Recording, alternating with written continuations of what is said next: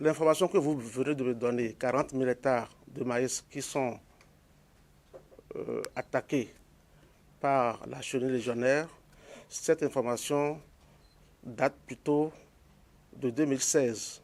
Actuellement, la situation n'est pas la même, parce que depuis 2017 jusqu'à aujourd'hui, des actions ont été mises en œuvre au niveau du terrain pour essayer de contrôler, disons, cette chenille. Actuellement, nous n'avons pas les statistiques, mais la situation n'est pas alarmante.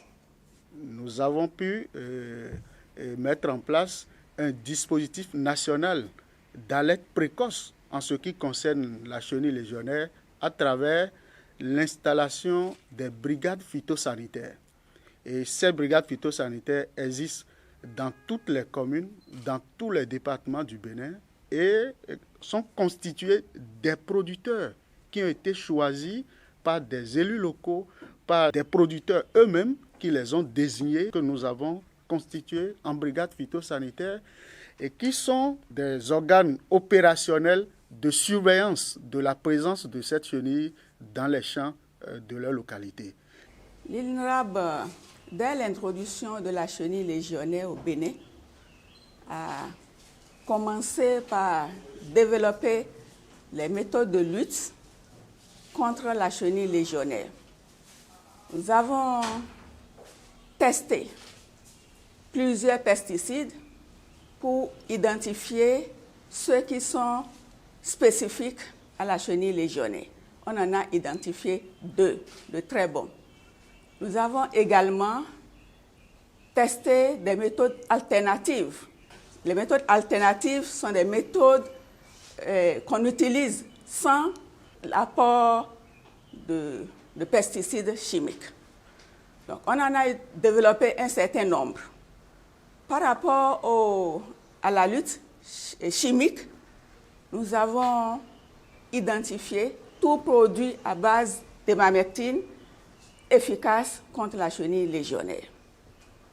Par rapport aux luttes alternatives, nous avons testé notre savon Palmida du Bénin à plusieurs concentrations et nous avons identifié la concentration de 0,5% efficace sur ce ravageur et également non dommageable à la culture.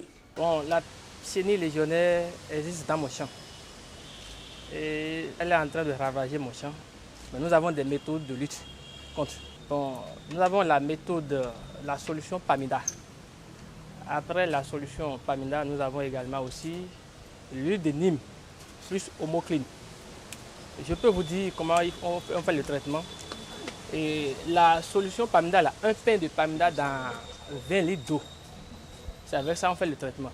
Et pour traiter un hectare, il faut 15 pains de Pamida, environ 300 litres d'eau. Dans 300 litres d'eau pour traiter un hectare de champ de maïs. Et cette méthode est très efficace. Moi, en tant que producteur, je l'ai fait. Nous avons reçu dans une formation à Boycon avec la directrice Madame Rachida Sikirou et ça a tellement marché.